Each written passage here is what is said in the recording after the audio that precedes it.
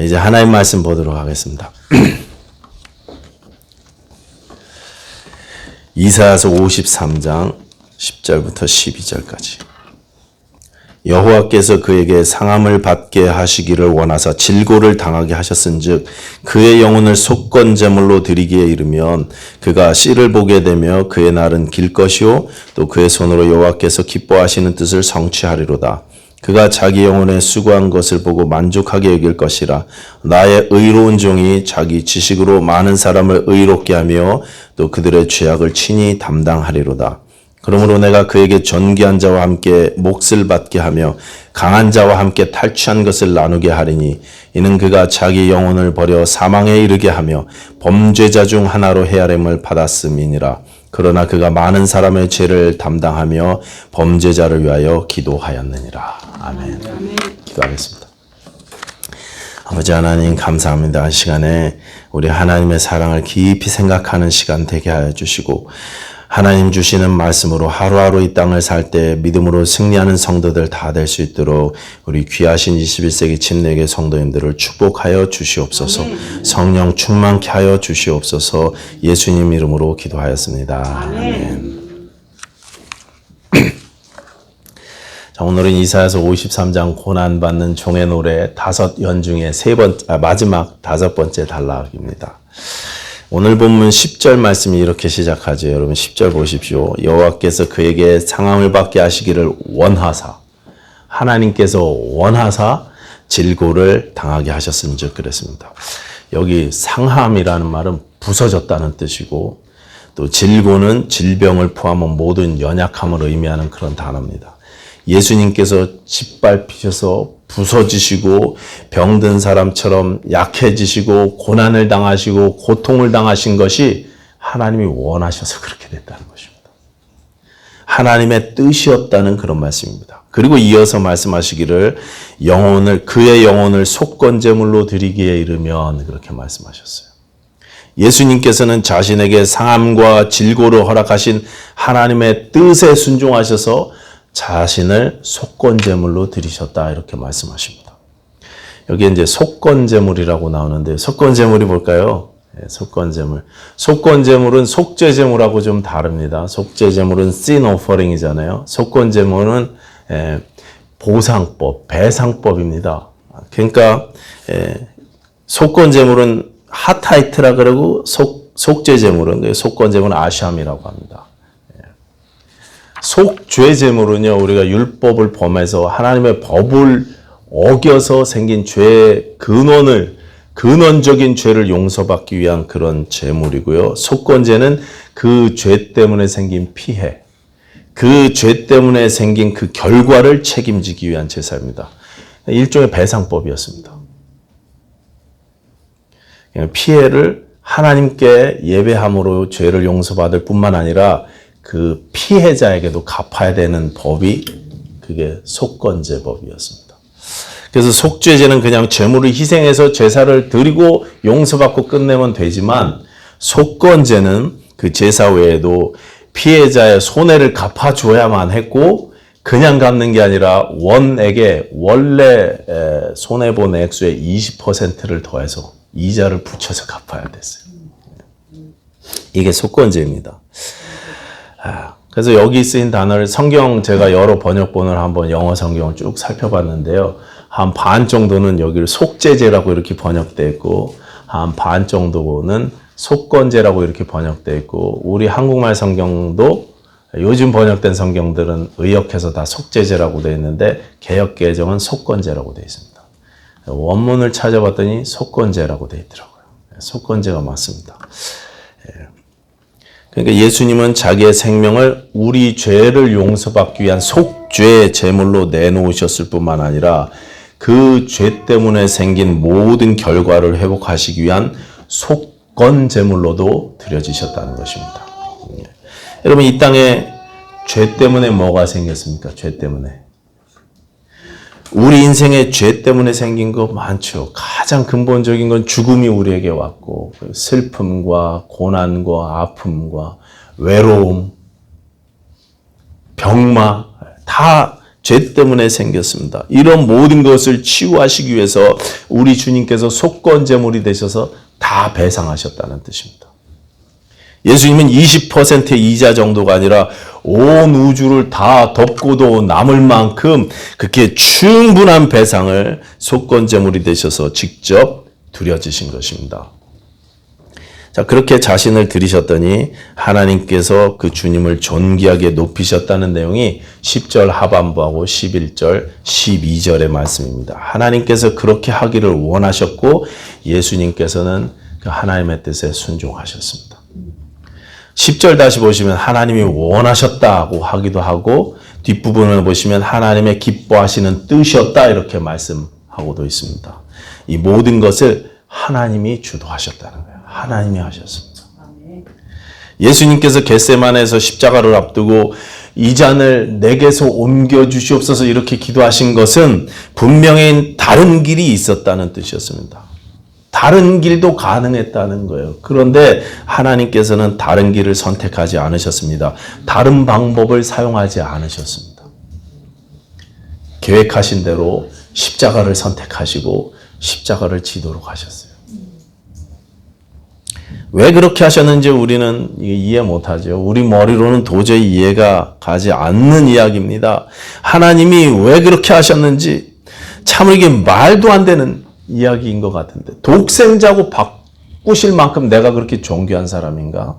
내가 그렇게 귀한 사람인가? 독생자하고 나를 바꾸다니 말이 안 되는 이야기죠. 이해가 안 되지만 성경은 하나님이 나를 사랑하셔서 그렇게 하셨다니까 믿을 수밖에 이해는 안 됩니다.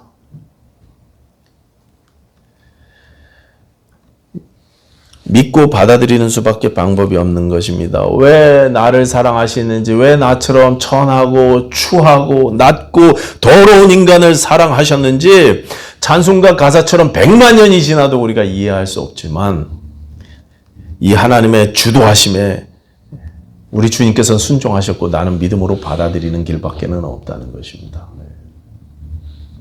하나님께서는 예수님을 강제로 순종하도록 이렇게 강제하신 것이 아니라 강제로 지시도록 하신 게 아니라 자발적으로 하시도록 하셨어요. 예수님은 자발적으로 십자가를 지셨습니다. 이를 내게서 빼앗는 자가 있는 것이 아니라 내가 스스로 버리노라 이렇게 말씀하셨습니다. 나는 버릴 권세도 있고 다시 얻을 권세도 있으니 이 계명은 내 아버지께서 받았다 이렇게 말씀하셨어요. 스스로 버리셨습니다. 우리 신앙에서 순종이라는 것은 내가 스스로 자발적으로 자원해서 따라가는 믿음의 응답인 것입니다. 예수님은 그렇게 믿음으로 예수님의 믿음으로 자발적으로 그렇게 순종하셨어요. 스스로 자원해서 하는 믿음의 응답 이게 순종인데 근데 사실 우리가 그렇게 자원해서 순종할 수 있게 되기까지는요 오랜 세월이 걸린다는 거 우리가 알고 있습니다. 신앙생활 갑자기 탁 성령 받고 시작하면은 짠짠하고 순종하면 너무나 좋은데 여러분 막 그렇게 됩니까? 오늘 막 뜨거워져 갖고 예수님 믿고 아멘 할렐루야 확 좋았다가도 집에 가면 문 탁 여는 순간에 완전히 망가져 버리잖아요. 우리가 그렇잖아요. 저만 그렇습니까? 저를 이렇게 불쌍한 눈으로 쳐다보고 계십니까? 우리가 다 그렇잖아요. 오랜 시간이 걸립니다. 자발적인 순종은요. 하나님께서는 우리가 순종할 수 있도록 그래서 서서히 오랜 세월에 거쳐서 훈련하시고 여건을 만드시는 경우가 많습니다. 어떻게 그런 여건을 만드시냐? 보통은 고난을 통해서 연단을 통해서 우리를 그렇게 빚어가십니다. 삶의 아픔을 통해서 우리를 순종하는 믿음의 사람으로 만들어 가시는 것입니다. 내가 예수님처럼 자발적으로 순종하는 단계에 이를 때까지. 하나님께서는 예수님께도 고난을 요구하셨습니다. 기꺼이 십자가를 지라고 요구하셨습니다. 그리고 예수님께서는 전적으로 그 명령에 순종하셨습니다. 그렇게 하나님의 뜻과 예수님의 순종이 화답해서 만나서 하나님의 영광이 나타났습니다. 히브리서 5장 7절은요 이렇게 말씀하십니다. 그는 육체에 계실 때 자기를 죽음에서 능히 구원하실 이에게 심한 통곡과 눈물로 간구와 손을 올렸고 그의 경건하심으로 말미암아 들으심을 얻었느니라. 그가 아들이시면서도 받으신 고난으로 순종함을 배워서 온전하게 되셨은즉. 그가 아들이시지만 고난으로 순종함을 배웠다 이렇게 말씀하세요. 아들이신데도 순종함을 배웠습니다. 고난을 통해서. 예수님이 그러셨다면 우리는 두말할 나위가 없는 것입니다. 우리도 마찬가지입니다. 순종을 배워야 되고 순종을 연습해야 합니다. 때로 하나님의 뜻에 순종하기 위해서 통곡과 눈물로 우리 주님처럼 기도해야 될 때도 있습니다. 예수님이 그러신 것처럼 심한 통곡과 눈물로 간구와 손을 올리신 예수님처럼 우리도 그렇게 해야 될 때가 있어요. 고난 앞에서, 고통 앞에서, 삶의 어려운 가운데. 순종은 연습이 필요한 것이고 순종은 배워야 하는 것입니다. 한 번의 결단이나 결심이나 체험으로 되는 것이 아니고 긴 시간에 걸쳐서 오랜 연단을 통해서 이루어지는 경우가 대부분인 것입니다. 유진 피터슨 목사님이 그래서 처음에 쓰신 책이 한길 가는 순례자잖아요. 이분이 2018년에 돌아가셨는데 돌아가실 때 Let's go 그러면서 돌아가셨대요. 마지막 말씀이 침대에서 Let's go 그러면서 돌아가셨대요. 근데 이 목사님이 처음에 쓰셨던 이 한길 가는 순례자라는 책은 구약 성경에서 시편 120편부터 134편까지 성전에 올라가는 노래거든요. 15편. 그 말씀을 한 구절 한 구절 한 장씩 묵상하시면서 우리 신앙생활은 한 방향으로 향하는 오랜 순종이다. 그렇게 묵상한 책이에요. 그래서 원래 제목이 Long Obedience in the Same Direction입니다. 한쪽 방향으로 향하는 오랜 순종. 이게 신앙생활이라는 거예요. 오랜 순종입니다. 변함없이 예수 그리스도를 향하는 오랜 순종.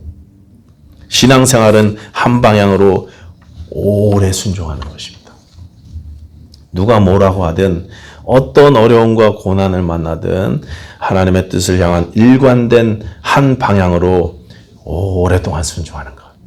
그것이 신앙생활의 다른 표현인 것입니다. 예수님은 당신의 이 땅에서의 삶을 오직 이 일에 집중하셨어요. 십자가를 지시는 일에 집중하셨습니다. 오직 십자가를 순종하는 일에 모든 것을 맞추셨어요. 모든 것을 거기에 맞추셨습니다. 십자가로 그 방향으로 계속해서 순종함으로 한 걸음 한 걸음 삶을 걸어가셨습니다. 참으로 예수님은 순종의 모범이셨고 순종의 종이셨습니다. 그리고 하나님께서는 이 예수님을 높이셨습니다. 하나님이 높이셨어요. 그뿐만 아니라 성경은 우리에게 이 예수님을 따르라. 너희도 따르라. 이렇게 말씀하십니다. 예수님의 마음을 품고 예수님처럼 하라고 요구하십니다.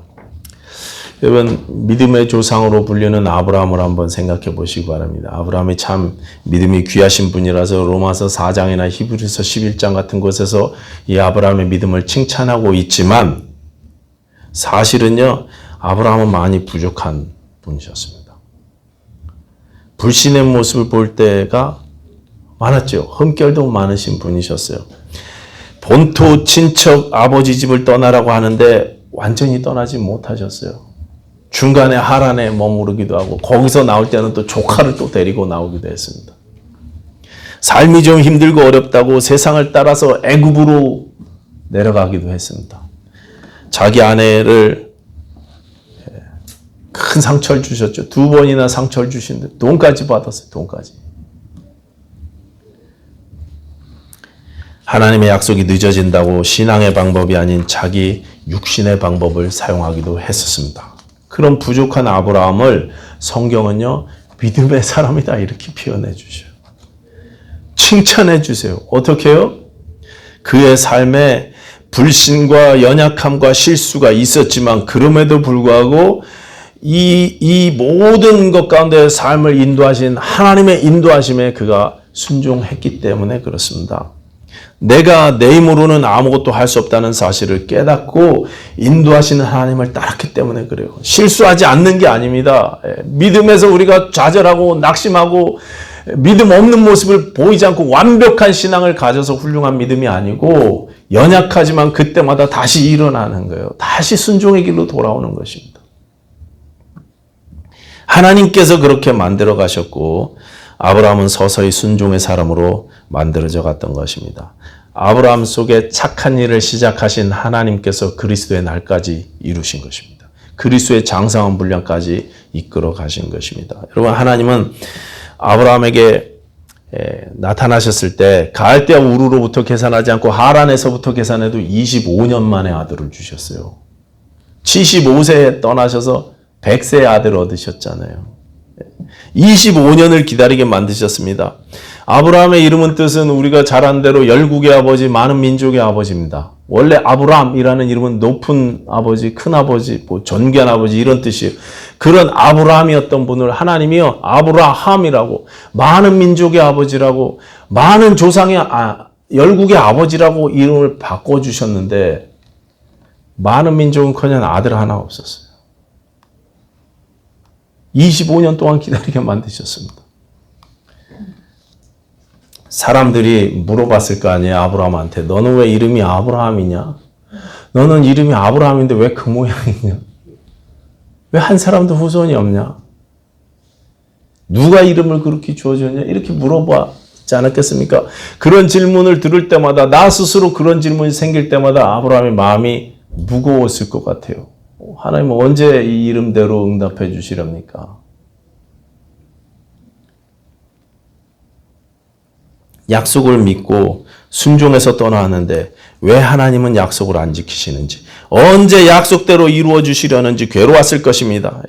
많은 민족은커녕 자식 한 명 없었다니까요. 그런데 여러분, 아브라함이 겪었던 이런 아픔들, 이런 의문들, 이런 갈등들은요, 사실 우리가 신앙생활하면서 지금 우리가 겪는 문제들입니다. 우리도 그래요. 그렇지 않습니까? 예수 믿으면 복 받는다 그러는데, 예수 믿으면 행복하다 그러는데, 예수 믿으면 다 만사형통하고 뭐 다 좋다 그러는데, 여러분 만사형통하십니까? 김동훈 목사님 예수 믿어서 행복하십니까? 네. 예수 믿어서 우리가 다 잘 되고 있습니까? 김동훈 목사님 예수 믿어서 잘 되셨어요? 잘 되기는커녕 어제 설교하시는 거 들어보니까 예수 믿어서 쫄딱 망하셨던데. 네. 아유, 저 클리브랜드에 계셔서 모아놨던 돈 다 날리고, 코비드 때문에 병도 얻으시고. 예수 믿은데 이래요, 우리한테. 너 왜 열방의 아버지라는데 왜 그 모양이냐? 너 예수 믿는데 왜 그 모양이냐? 이게 우리 질문 아닙니까? 우리의 갈등 아닙니까? 우리 안에 있는 의문들 아니에요. 하나님 중 예수 안 믿는 저 사람들은 저렇게 잘 사는데, 예수 없이도 저렇게 행복한데 나는 왜 이렇습니까? 이게 가끔 드는 우리들의 질문 아닙니까?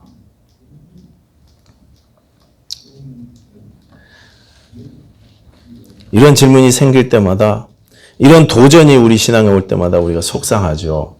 신앙에 의심이 들기도 합니다. 교회 바깥에는 예수 없어도 행복하게 잘 사는 사람들이 넘쳐나는데, 나 같은 이 믿음을 가지고 사는 나는 별로 행복한 것 같지 않고, 집에 들어갈 때마다 그냥 자식 때문에, 배우자 때문에 괴롭고, 재정적인 어려움들과 관계 어려움에서 계속 힘들고 몸이 연약하고. 아브라함은 25년을 기다렸지만 나는 25년도 넘게 기다리고 기도하는 문제들이 있습니다. 하나님 응답 안 해주시는 것 같아요. 한평생을 기도해 왔는데도 아직도 기도해야 돼요. 중단하지 말고 계속 기도하라 소리만 하시고. 그럴 때마다 우리가 어떻게 견딥니까? 어떻게 견디실래요? 찬양 중에 어버볼이라는 찬송이 있죠. 어버볼, 이 찬송 유명한 찬송인데 가사가 이렇습니다. 후렴만 제가 약간 의역해서 번역하면 이렇습니다. 이 세상 그 무엇보다 존귀하신 분이 십자가에 못 박히시고 돌무덤에 안장되셨습니다.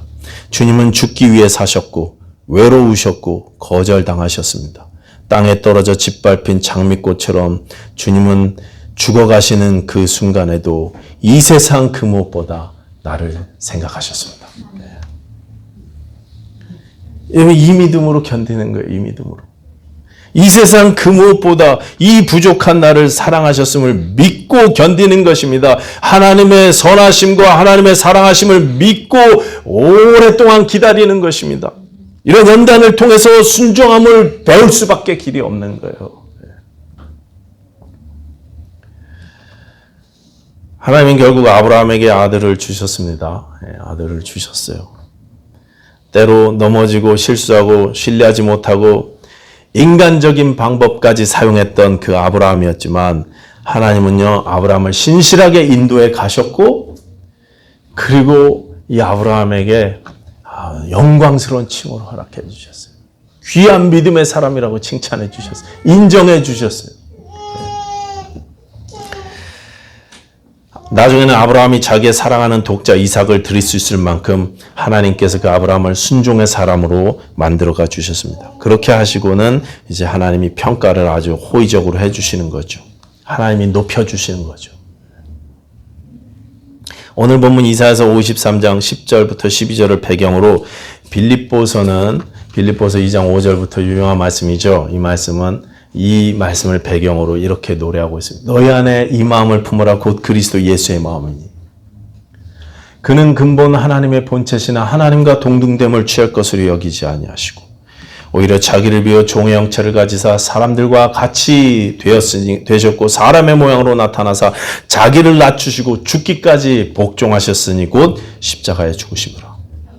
이름으로 하나님이 그를 지극히 높여 모든 이름에 뛰어난 이름을 주사 하늘에 있는 자들과 땅에 있는 자들과 땅 아래에 있는 자들로 모든 무릎을 예수의 이름에 꿇게 하시고 모든 입으로 예수 그리스도를 주라 시인하여 하나님 아버지께 영광을 돌리게 하셨느니라. 예수님의 순종을 통해서 하나님께서 영광을 받으셨고 그 예수님을 하나님이 높이셨어요. 우리에게도 순종을 배우라고 말씀하시고 순종을 요구하십니다. 아브라함같이 그렇게 무서운 그게 아주 극단적인 시험이 없다 할지라도 우리 삶에도 많은 어려움들과 아픔들이 있지 않습니까? 그럴 때 여러분 뭘 배우실래요? 순종을 어떻게 배우시겠습니까? 내 힘으로는 할 수 없다는 걸 배우셔야 돼요. 나는 다 끝났다. 어쩔 수 없다. 소망이 없다. 예수 외에는 아무것도 없다. 배우셔야 돼요. 배우셔야 됩니다. 야곱이 고향으로 돌아왔을 때 형을 앞에다 두고 야복강 나루에서 이제 끝났어요. 이제 끝났습니다. 형이 군대를 이끌고 나를 마중 나오는데 어떻게 버텨요? 그렇게 속여먹은 형인데 그렇게 상처 주고 도망간 형인데 끝났어요. 방법이 없습니다. 하나님께 매달릴 수밖에요. 살려달라고. 매달려 기도하면서 인내를 배우고 순종을 배우게 됩니다. 베드로전서 2장 21절은 이렇게 말씀하십니다. 이를 위하여 너희가 부르심을 입었으니 그리스도도 너희를 위하여 고난을 받으사 너희에게 본을 끼쳐 그 자취를 따라오게 하려 하셨느니라. 너에게 본을 끼쳐 그 자취를 예수님이 걸어가신 그 길을 우리에게도 따라오게 순종의 길을 따라오게 하셨다 이렇게 말씀하셨어요. 히브리서 12장은 이렇게 말씀하십니다. 믿음의 주여 또 온전케 하시는 이 예수를 바라보자. 저는 그 앞에 있는 즐거움을 위하여 십자가를 참으사 부끄러움을 개의치 아니하시더니 하나님 보좌 우편에 앉으셨느니라. 예수를 바라봐라.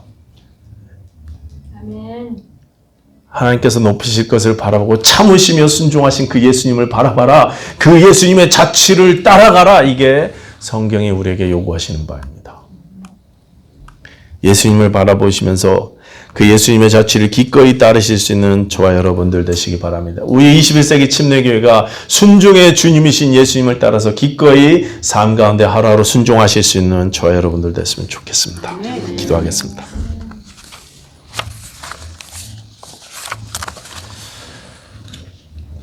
아버지 하나님 감사합니다. 우리가 하나님을 아버지로 부를 수 있는 그런 영광과 특권을 허락하셨고 또 우리에게 예수님을 알게 하셔서 천국의 소망을 가지고 이 땅을 인내하면서 살 수 있는 믿음도 허락해 주셨으니 감사합니다. 하나님이 소중한 인생을 이 소중한 기회를 우리에게 허락하셨으니 우리도 순종의 종이셨던 예수님의 뒤를 따라서 하나님의 약속의 말씀이 기꺼이 순종할 수 있는 저와 우리 21세기 침례교 모든 성도님 다 될 수 있도록 축복하여 주시옵소서. 예수님처럼 기다릴 줄 알고 예수님처럼 순종할 줄 아는 저희들이 되게 하여 주시옵소서. 삶의 모든 어려움을 통하여서 순종을 배우게 하여 주시옵소서. 예수님 이름으로 기도하였사옵나이다. 아멘.